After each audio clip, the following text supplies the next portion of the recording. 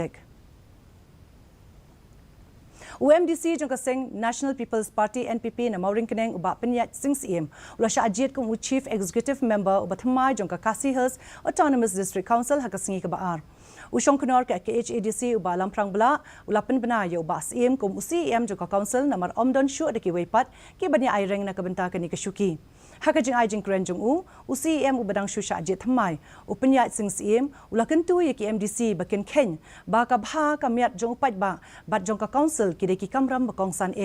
ula penpau ya kajing sengok huslai jing mut jong babuntli ki bil kidang sakut sa hakatnat District Council Affairs DCA walai kini ki bil ladep ban pelat hapok ka KHADC.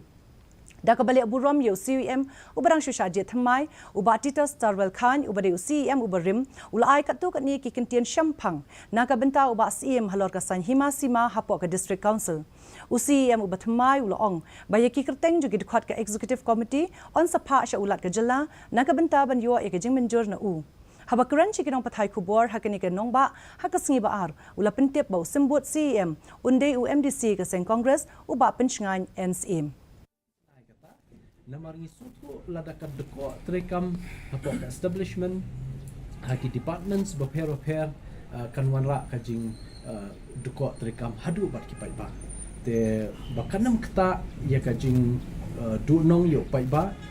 haki benta beper hang ni po kisantli ki district te kini kisan district ki bahab haki pet jong KHDC ngin persyangkat bala ki badan kam let's say nadu ika judiciary ki badan kam hadu iki department ki office beper kenim shemjing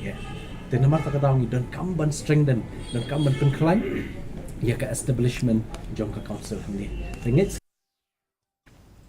minta kesingi ya ka